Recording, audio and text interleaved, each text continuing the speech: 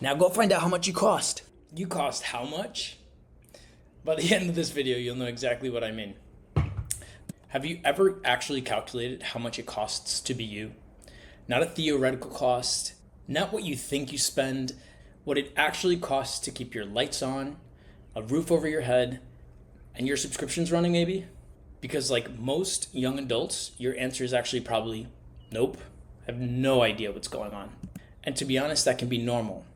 But you may be leaving hundreds, if not thousands of dollars on the table. And you may even realize that you're not living paycheck to paycheck by necessity, but rather by choice. By the way, before we get into it, my name is Jay, and I immigrated to this country about 20 plus years ago. I had about $120,000 in debt, and now I have about over $300,000 in my portfolio. And according to Coast Fire principles, if I don't put another penny into my portfolio or my retirement accounts, I can still retire with over $1 million in my account, just simply because time is now doing the heavy lifting. This wasn't doing anything fancy or overly complicated. And if you watch these next couple of videos, including the pinned video down below, you're going to understand what I mean. It's a great place to start. And before anybody gets excited about how to become a millionaire, that's not what this is about. Because the thing I'm most proud of is not the number. The most thing I'm proud of is what it gives me. Choices. The ability to choose projects I enjoy now, not when I'm old. To have the ability to actually spend time making videos, to talk to people that represent a younger me. Because I was $120,000 in debt and clueless. At the end of the day, money is just a tool. What's your goal? Mine was freedom, mine was choice.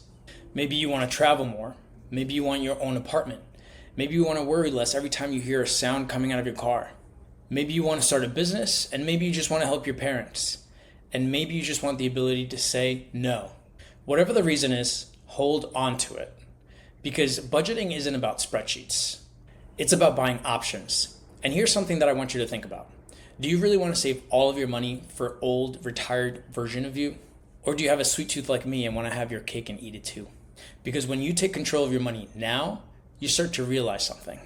You can save for the present you that's traveling next year to a country that's too wild for the retired version of you. You can save for the version of you 10 years from now that may be buying a home. And you can save money for retired you to spend it how you want it, relaxed or otherwise. This is happening all at the same time. You don't have to choose.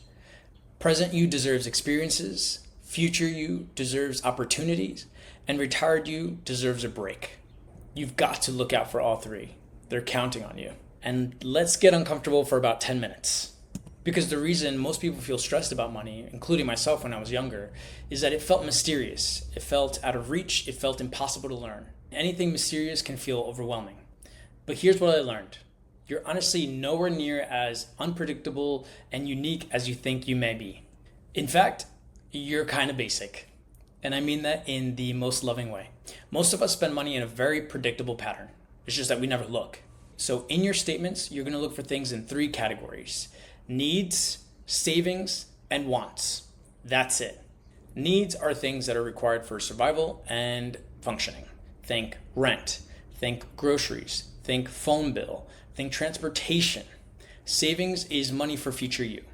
And if you haven't been contributing at all, that's fine. That's what we're here to change. So no pressure, no judgment, no shame. But if you are putting stuff away, how is it being categorized? Are you putting away in emergency savings? Are you putting away into any retirement accounts, any into 401ks, future goals, etc.? And wants, well, that's everything else. That's restaurants, that's concerts, that's streaming services. Some people may put gym under here, debatable. And your random food order at 1 a.m., that counts as a want. That counts as a want. Now I'm going to walk you through my own categories, and I want you to do the same thing with yours. My net pay is roughly about $7,000 a month. And something that I want to be very aware of is that I'm currently paying off my Apple computer. So I decided to pay that off per month because I have the Apple card, and that Apple card gives me zero interest during those 12 months. So I'd rather not pay off something lump sum, and I'd rather use that money to be invested or to do other fun things that I want to do, especially if it's 0% interest. And I know I can afford to pay it off in the 12 months, so might as well. So here I split it into what I told you guys to do, which is needs, savings, and wants. So I'm extremely frugal. So I don't have a lot of wants. I have a lot of savings because I want to get to a certain place in my life even further along than I am now, as fast as I possibly can. So my needs categories includes rent, utilities. Now you guys know how much I pay in rent roughly. And I actually overestimated my utilities so that, again, this can be a buffer for other expenses. So in my checking account, I need to make sure that I have this amount and not go under this at any point in my checking account, so that if it's May 1st or May 15th, then I know exactly that I will have enough money for rent, for example, that I'll know my automatic AT&T bill is going to come out, my immediate Spectrum bill is going to come out. All of these accounts are automatic, get taken out, and I know there's going to be enough in the bank account, right? So I never go below this. My savings account is, or my savings category is about 46% of my income, which is very high. My net income, though, and that's something that you're going to hear later on. So you're going to hear gross income, which is anything before tax, net income, which is after tax. I like to plan my life around net just because it makes a lot more sense to me. But these are things that I am doing in the amount of money that I'm putting away. This is not to judge. This is not to judge yourself. This is not for anything. It's just for educational purposes only. Now, these are my wants. I don't have a lot of them, but I want to make sure that I always keep a little bit of surplus of money and unallocated money, because I don't know if I'm going to want to buy a shirt that month. I don't know if I'm going to want to buy a ticket to a concert that month, etc. So I keep this amount of money at least over this, so I never go under 3,200. And anything above that, I know that I can, I'm paying off my Apple card, my computer card on my Apple card, my computer on my Apple card. I have some subscriptions. I'm a nerd, a dweeb, if you will. I like to protect my stuff, and I like to watch some TV. And I actually also have YouTube Pro, but I split that with a friend, so I don't really keep track of that. But yeah, so this is kind of like a way to keep things tracked. I separated my pre-tax things, and again, this is more complicated things than we really got into this video. What I want you guys to think about only is the concepts of separating for needs, savings, and wants. And your savings may be lower and your wants may be higher. As you start, you're going to start seeing that as you save more money, you're going to realize, okay, what are the things that I have in my want category that I think I want, but actually are holding me back? I have too many of them. I've lost track of them. Why do I have so many things? And then you're going to realize that these things aren't paying for you. They're not giving money back to you. They're not giving you any kind of freedom. And so then you kind of just dial it back. And the next thing you know, you're traveling more, or you're doing things for time, not for things. So this is where I'm at now. I hope this helps. The goal isn't perfection. The goal is awareness. Because what you're going to start to realize is that when you're doing this exercise, patterns emerge. You're going to start seeing the same recurring expenses month after month. It may not be every month, but the more months that you do, on average, it's going to actually encompass and tell you a truer picture. 3 months is great, 6 months is even better, and 12 months is fantastic. Divide that number by the amount of months in that category, and you're going to have an average of what it costs to be you. Congratulations. You just found your baseline, your operating cost, and your life subscription fee. And actually, speaking of which, you may have even found some subscriptions that you don't even use anymore, and that is free money. Cancel it. That's free money right there. If you do this right, you're going to be shocked at how much money you're letting slip away. Trust me.